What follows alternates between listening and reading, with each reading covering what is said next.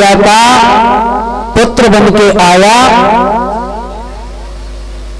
प्रद्युम्न के रूप में। इधर भोलेनाथ जब वहां पर महाराज में उन्होंने नृत्य किया है तो भोले बाबा का वहां पर एक नाम पड़ा है गोपेश्वर। बोलिए गोपेश्वर भगवान की। आज जब महाराज संपन्न हुआ, लेकिन उसी बीच में इन गोपियों को अपने ऊपर घमंड हो गया, ये अहंकार हो गया कि अब तो ये कन्हैया जो है वो हमारे बस में है, हम चाहते तो नचा लेते, हम चाहते तो मनाए वो काम करा लेते हैं। जो अहंकार हुआ, भगवान कहने लगे अरे गोपियों आप तो इतने ऊंचे पद पर हो गई थी और फिर भी आपके अंदर घमंड अहंकार आ गया।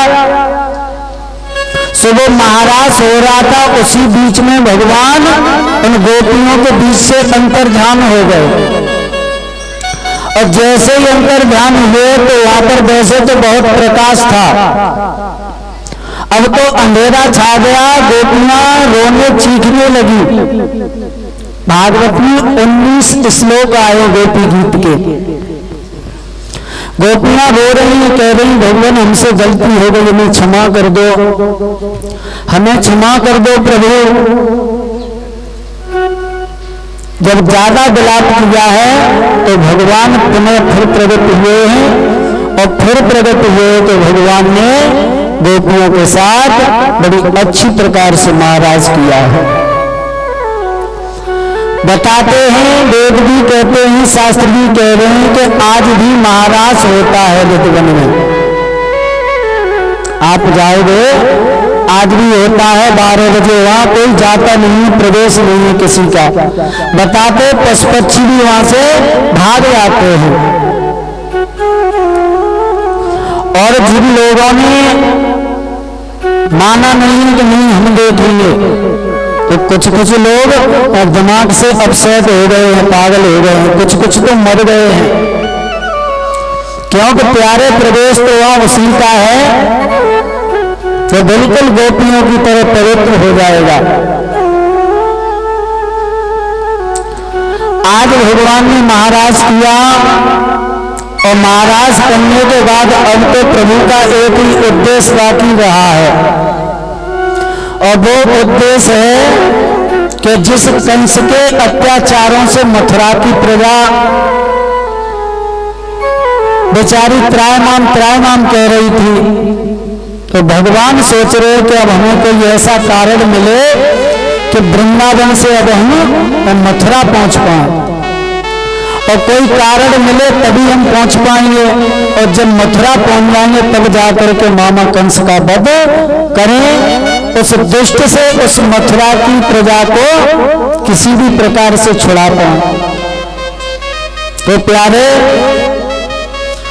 भगवान ने कन्हैया गौएं चरा रहे थे, उन्होंने देवऋषि नारद का आह्वान किया तो देवऋषि नारद भगवान के पास में आ गए। नारद जी ने कहा कि कहिए प्रभु क्या आदेश है? कि आदेश ये है आप मथुरा में चले जाओ कंस के पास और कंस के पास जाकर के आप कुछ ऐसा कार्य संपन्न करो जिससे हम उस वृंदावन से मथुरा पहुंच जाए। तो देवऋषि ने कहा ठीक है। आज नारद जी जो थे वो मथुरा में पहुंचे और जैसे ही कंस ने देखा तो अपना सिंहासन छोड़ दिया, आइए महाराज बैठिए। नारद जी को बिठाया। देवऋषि नारद जी ने कहा कंस पहले जब हम आते थे तो आप बहुत प्रसन्न रहते थे, लेकिन अब तो आपका चेहरा जो ये कमल के फूल की तरह पहले खिलता था, आज तो वो मुरझा रहा है। क्या कारण है, बात क्या है? कंस ने सारी हकीकत देवऋषि नारद जी को बता दी कि गुरुदेव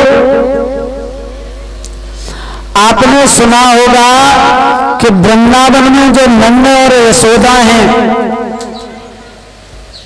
उनके घर में दो बालक हैं, कृष्ण और बलराम। महाराज ज्योतिषियों ने, विद्वानों ने उन दोनों बालकों को मेरा काल बताया है कि वो ही मेरी मृत्यु का कारण बनेंगे। तो नारद जी ने कहा उसके लिए आपने कोई उपाय नहीं किया? बोले किया महाराज, मैंने पूतना को भेजा, उसका भी वध कर दिया। सकटासुर, तृणाव्रत, केसी, धनुकासुर, मैंने अनेक दैत्य भेजे, लेकिन महाराज कोई भी आज तक लौट करके वापस नहीं आया।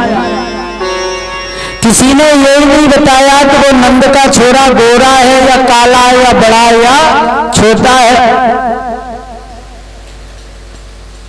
महाराज क्या करूं? नारद जी ने कहा उपाय है, अगर आप मान लो तो बहुत अच्छा उपाय है। अच्छा, इसी जगह पर हम आपको एक बात और बता दें। परीक्षित महाराज जी कंस मथुरा में बैठा रहा, खुद नहीं गया। कभी सकटासुर को भेज दिया, कभी तृणाव्रत को भेज दिया, कभी धनुकासुर को भेज दिया। ये खुद क्यों नहीं जाता था? खुद भी तो बलवान था। इसका एक कारण था। ऐसा हुआ, ये कंस गोपियों को परेशान करता था। जो गोपियां बरसाने नंदगांव से जो दही बेचने के लिए आती थी मथुरा में, माखन दही, वहां तो बाजार था नहीं, मथुरा में बाजार था। तो ये बेटियां जो माखन बेचने के लिए आती थी, तो इनसे ये छेड़खानी करने लग गया। उसी टोली में राधा जी थी। तो उसने उन गोपियों को छेड़खानी की, बोला कि वस्त्र उतारो, और वस्त्र उतार करके उन कांटों में नंगी लेट लेट के चलो, हमें साष्टांग प्रणाम करो। राधा जी ने समझाया कि देखो, हमसे तुम ज्यादा मत लो, चले जाओ, क्यों परेशान कर रहे हो? ये नहीं माना तो राधा जी ने इसको गोपी बना दिया, स्त्री, और कहा कि अब हम मगन होंगे, देख ले। गोपी बना दिया, अब देखेगा तो चुप। राधा जी इसको ले आई, बरसाने में बताते 6 महीने तक कंस पर गोबर डलवाया है राधा जी ने। तो चल बेटा डाल गोबर, क्योंकि राधा जी कोई मामूली तो थी नहीं है। जो कृष्ण है वो राधा है, राधा है वो वही कृष्ण है। 6 महीने तक गोबर डलवाया। ये बात राधा जी के बाबा को पता चल गई, वृषभानु के पिताजी को। उन्होंने कहा बिटिया राधा, ये तो जैसा है तैसा है, लेकिन आने वाले समय में ये मथुरा का युवराज है। तो बेटी ऐसा करे, बहुत है इसने जो दंड किया तुम्हारे साथ, मतलब बदतमीजी की, वो उसको दंड मिल गया। अब जो जैसा था वैसा कर दे। तो राधा जी ने कहा कि सुन, तुझे हम पुरुष तो बना देंगे, लेकिन आज से तू अगर इस ब्रज में आ गया, अपनी सीमा में रहना। सीमा का जिस दिन तूने उल्लंघन किया, तो ये समझ लेना कि तू जल के खाक हो जाएगा इस ब्रज भूमि में। तूने इस मथुरा से अगर इधर को पैर रख दिया वृंदावन बरसाने की तरफ, तो इसको श्राप था राधा जी का, इसलिए नहीं आता था। ये गर्भ शैतान प्यारे लोग है, भागवत जी में नहीं है। तो इसलिए दूसरे और व्यक्तियों को भेजता रहा। अब ये सोच रहा है कि अब क्या करें। तो देवर्षि नारद ने कहा कि तू ऐसा कर, अपने यहाँ धनुष यज्ञ का अनुष्ठान कर दे, और धनुष यज्ञ का अनुष्ठान करके उसमें तू कृष्ण और बलराम को यहाँ मथुरा में बुला ले। और जब वो मथुरा में आ जाए, कोई से भी लांछन लगा के तेरे पास सेना शक्ति है, पहलवान है, तो खुद ही बलधारी है, मार देना। अब देवर्षि नारद ये सोच रहे हैं कि अगर ये कन्हैया जी को बुला लेगा तो वो तो वैसे ही मार देंगे। कंस ने कहा कि नारद जी अगर नंद बाबा ने नहीं भेजे तो तू राजा पत्र लिख दे कि नहीं निमंत्रण स्वीकार करोगे तो हम तुम्हारी बरादरी को जेल में डाल देंगे। बोले ये बात ठीक है। तो आज कंस ने पत्र लिखा कि हे नंद बाबा, हमारे यहाँ आए दिन धनुष यज्ञ होने जा रहा है। आप अपने भाई बांधवों को लेकर के और कृष्ण बलराम के लिए स्पेशल रथ भेज रहे हैं। उन दोनों को लेकर के हमारी मथुरा नगरिया में आओ।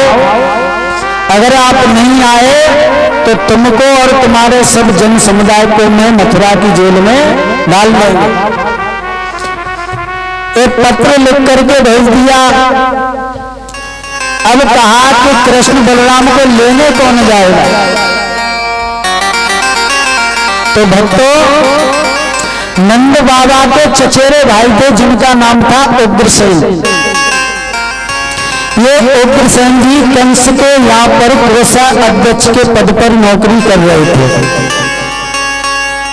तो जवाब दिया कि ऐसा करो, अक्रूर को भेज दो, क्योंकि अक्रूर उनके ज्यादा सगे संबंधी हैं। तो उन पर विश्वास करके नंद बाबा अपने दोनों बच्चों को भेज दें। प्यारे अक्रूर जी को बुलाया। अक्रूर जी से जैसे कहा कंस ने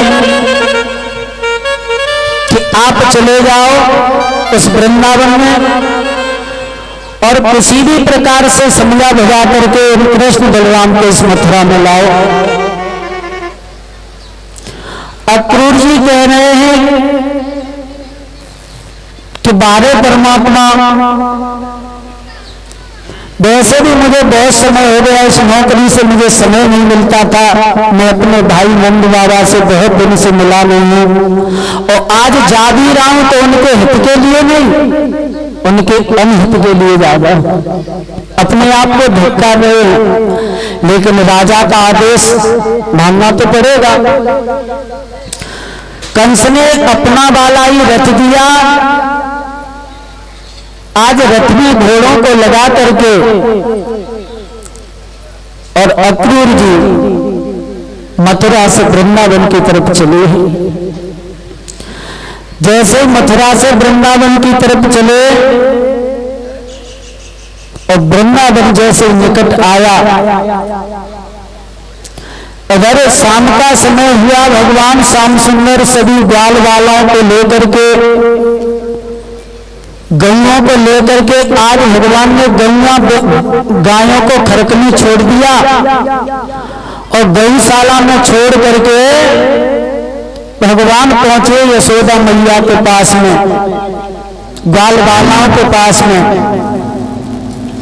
लेकिन श्याम सुंदर समझ गए कि अब मैं आज का हूं यहाँ रहने के लिए, कल तो मैं यहां से चले जाएंगे।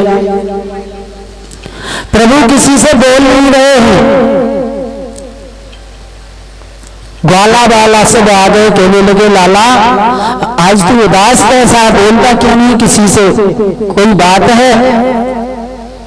कन्हैया कहने लगे नहीं तो कोई बात नहीं, फिर क्यों नहीं बोलता है? कन्हैया ने कहा भैया एक बात बता दामा मनसुख, अगर किसी प्रकार से हम और तू दूर हो गए लाला तो इतनी बात कह ही पाए थे। मनसुख ने भगवान का मुंह पर हाथ रख दिया, कहा लाला ये तूने सोच कैसे लिया कि हम तेरे बगैर रह सकते? अब कन्हैया तो सोच रहे हो कि मुझे तो कल जाना ही है।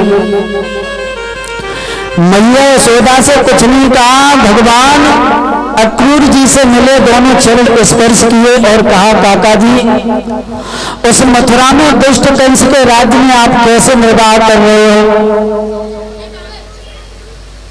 अक्रूर जी ने कहा, बेटा उसी प्रकार से निर्वाह कर रहे हैं जैसे 32 दांतों के बीच में जीव रहती है। एक दिन दांतों में और जीव में झगड़ा हो गया भाइयों, दांतों में और जीव में झगड़ा हो गया। दांत कहने लगे कि ज्यादा मत बना करो, अगर ज्यादा बनोगे नहीं तुम तो हम तुम्हें 32 भैया नेक नेक करके बिल्कुल कतर कतर के खा लेंगे। जीव ने कहा, भले तुम 32 हो, मुझसे आप टक्कर लोगे, मैं तुम्हारी हर समय सेवा करती हूँ, अगर कुछ तुम खाओ, अगर तुम्हारे दांत में कुछ भी लग जाए तो तब तक मैं चैन नहीं लेती जब तक उसमें से निकाल न लो, और तुम हम से कह रहे हो कि तुम्हें खुतर के खा जाएंगे। तो दांतों ने कहा, तुम हमारा क्या कर लोगी? जीव ने कहा कि मेरे अंदर तो इतनी ताकत है कि तुम नेक देर में समझ लो 32,000 आ जाओगे। बोले सो जैसे कि सो ऐसे तुमसे कोई ताकतवर होगा ना, बस मुझे उस पर गाली देनी है और मैं गाली दूंगी, मैं तो गाली दे के अंदर, लेकिन तुमने एक मौका पड़ गया, समझो 32,000। तो अक्रूर जी कह रहे हैं कि हे गोविंद, रह रहे लेकिन वैसे ही रह रहे जैसे लंका में विभीषण रावण के बीच में रहते थे। भगवान ने अपनी देवकी मैया और वसुदेव पिताजी की कुशल पूछी कि काका मेरी मैया और मेरे पिताजी कैसे रहते हैं। अक्रूर के भक्तों उस समय आंसू निकल आए, कहने लगे, लाला जिस मैया ने अपनी आंखों के सामने 6 पुत्र मरे हुए देख लिए हो, जिस मैया के सामने उसके 6 लला मर गए हो, भला उसकी जिंदगी में वो प्रसन्नता कहां हुई? जिस पिता ने, जिस बाप ने अपनी आंखों के सामने अपने कलेजे के टुकड़ों को उठा उठा के उस दुष्ट कंस को दिया है, उस बाप की जिंदगी में भी सुख कहां?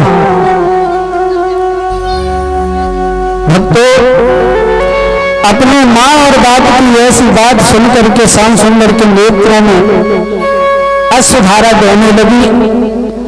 अक्रूर जी से कहा कि काका आपसे एक निवेदन और प्रार्थना है, मैं आपके साथ कल चलूंगा तो हटा, क्योंकि जाना ही मेरा परम धर्म है, परम कर्तव्य है, लेकिन आप मेरी मैया यशोदा से अभी कुछ भी मत कहना।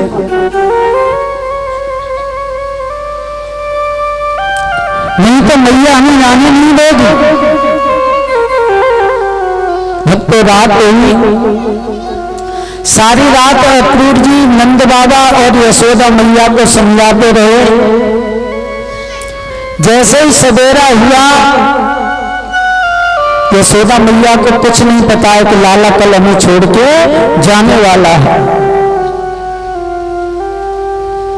इधर ये बात धीरे धीरे करके ग्वाल वाला और गोपियों में चारों तरफ आग सी फैल गई कि कल लाला हमें छोड़ करके मथुरा जाएगा।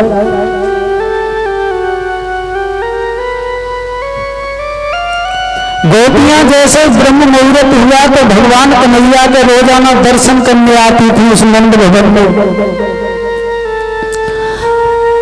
आज गोपियां रोज की तरह आई तो थी, लेकिन आज गोपियां प्रसन्न नहीं, आज गोपियां रो रही हैं।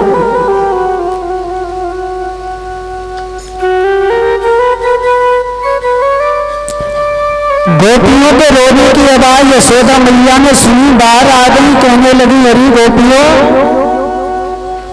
क्या बात है, क्यों रो रही हो? अब तो गोपियां और तेज रोने लगी कि देखो मैया कितनी भोली है, इसको यही नहीं पता है कि मेरा लाला मुझसे आज दूर चला जाएगा, लेकिन यशोदा समझ गई कि कुछ अनहोनी होने वाली है। नंद बाबा को समझाया क्रोध में, तो नंद बाबा ने कहा ठीक है। मैया यशोदा से कन्हैया ने कहा मैया तू चिंता ना कर, मैं सिर्फ 2 दिन के लिए जा रहा हूं, परसों को मैं आ ही जाऊंगा, 2 दिन की बात है। लेकिन गोपियां समझ रही थी कि अब कन्हैया यहां वृंदावन में दोबारा आने वाले नहीं है।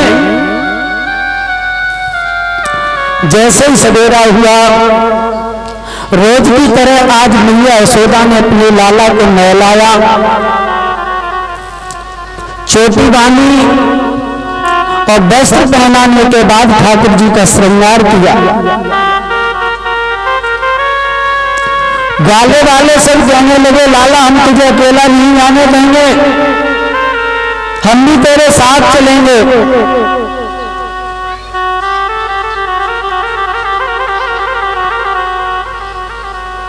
इधर भगवान श्याम सुंदर जैसे चले, गोपियां बेचारी रोने लगी, रो करके एक बात बोली, तेरे स्वामी